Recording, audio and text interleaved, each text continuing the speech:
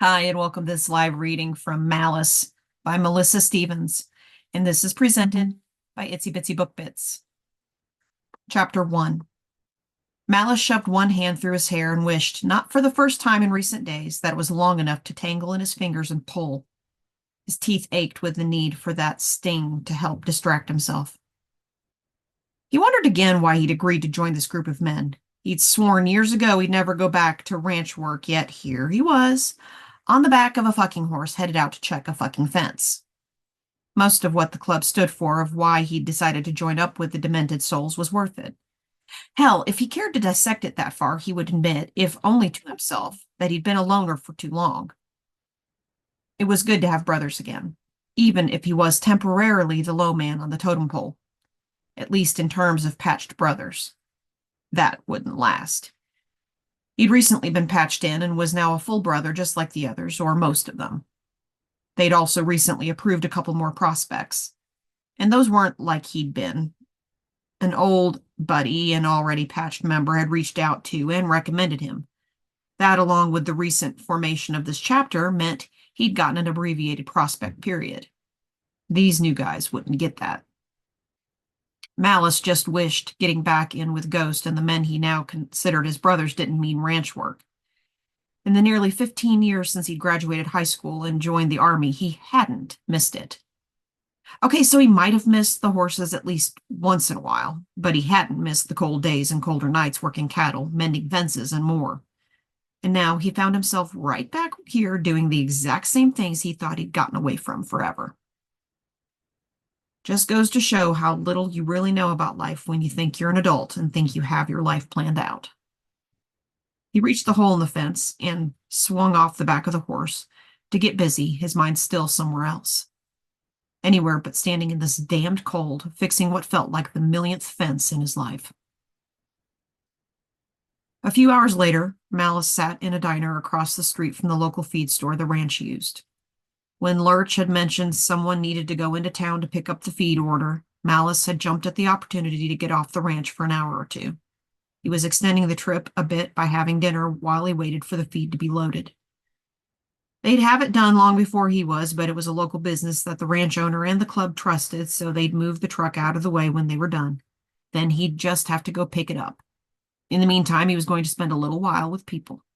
Well, around people and not the men he sometimes felt were living in his ass pocket.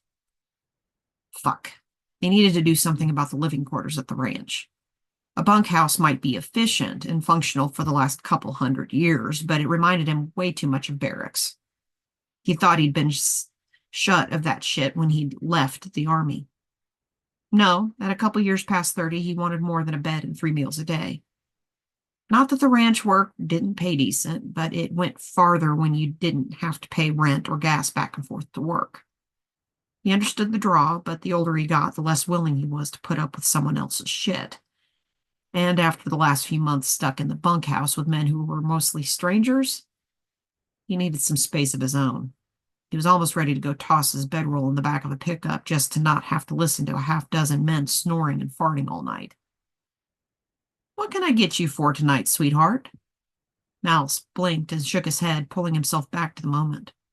There was an older woman in a bubble-gum pink waitress uniform standing beside his table, looking at him expectantly.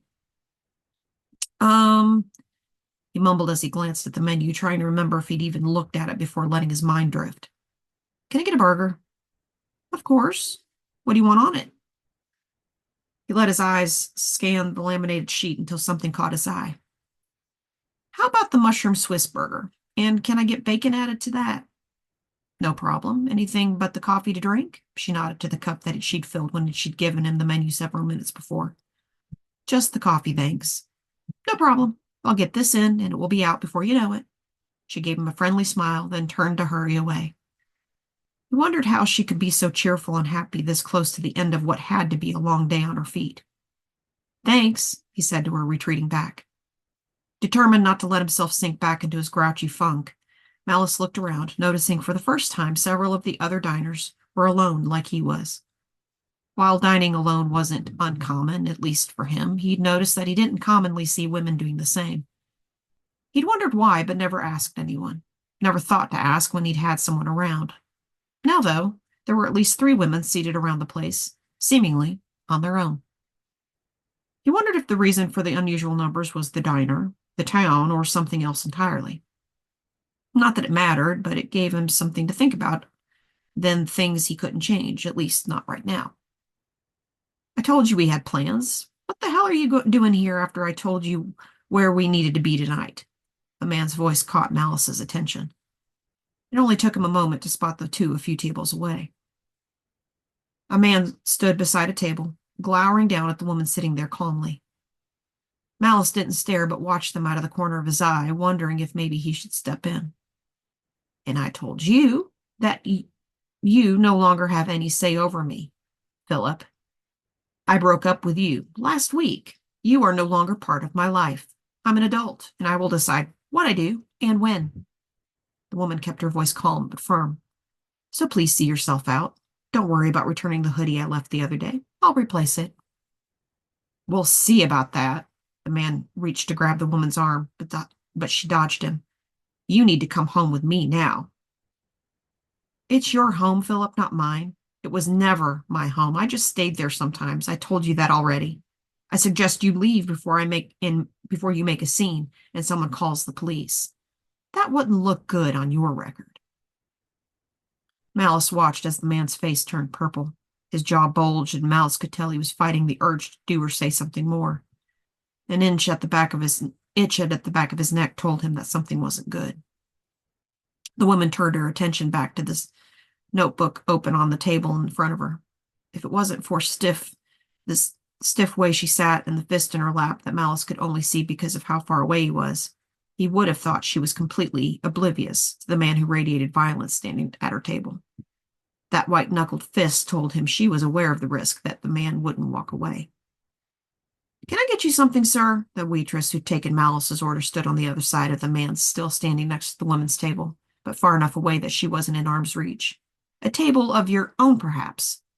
That statement just upped the waitress's experience in Malice's opinion and her tip, at least from him.